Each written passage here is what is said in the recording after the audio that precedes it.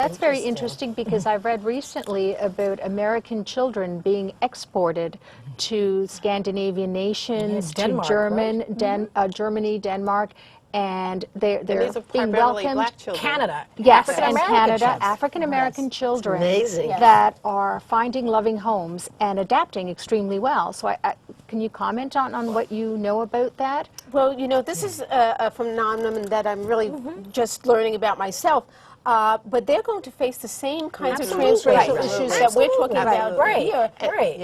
As well, interestingly enough, a political issue because there are activists in this country that are expressing, well, these are American citizens that are being exported. What about their rights? And will they know that they can come back to the United States at a future date if they're raised as Germans or Canadians or what have you? What I think is interesting, though, is that's precisely how some people feel in China and Ethiopia and Korea. And isn't that part of the issue with Madonna and sending Malawi? our children. Right. It Right. never feels Exporting our good guidance. when you're saying Right. we can't take care of our children, we need someone else to do Right. that. It never feels good, and unfortunately there is an imbalance in the world where you feel, gee, why can't kids stay in their home countries, be supported? In the best of worlds, that would be to great. that point, and you mentioned this earlier, I think the reason I chose the agency I chose is because of the work they're doing in country. They require that adoptive parents who adopt and bring a child out of the country, and they don't just serve Americans, although it's their primary market, remain engaged with their orphanages, help raise funds, help send supplies, and spread the word about the need in Africa and the countries they work with. That's And a I think plus. it's critical that if you choose to adopt wherever, whether it's domestically, internationally, that in a perfect world, there would not be children available for adoption. We would be able to feed, house, we would eradicate disease.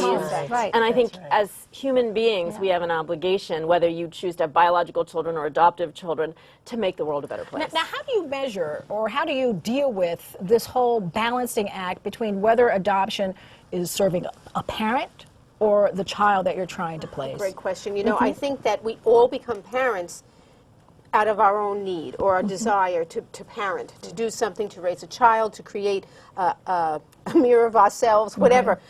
So initially, I think the parenting choice is a selfish one, but it has to be about the child. And all of the following subsequent decisions have to be focused on who is this child? What does this child need? For instance, I've had families who have moved from a small town upstate to some place like Brooklyn where it is more diverse because they've adopted from Korea or another country where they are not represented. I mean, that's a huge change in their family, but they are child-centered, and that must be the key once you have a child in your family. Okay, unfortunately, that's all the time we have for this subject, but I'll be right back with some savvy suggestions.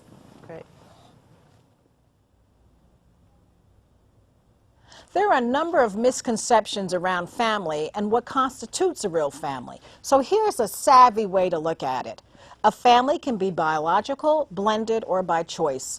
Family ties, regardless of how they are created, are bound in love and demonstrated through commitment. It's important to be open and sensitive to people who may not come from your traditional view.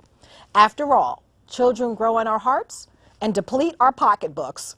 And remember, the key factor is in the socio-emotional health of any child is to love them for who they are. That's all the time we have. And remember, Brooklyn ladies, be savvy.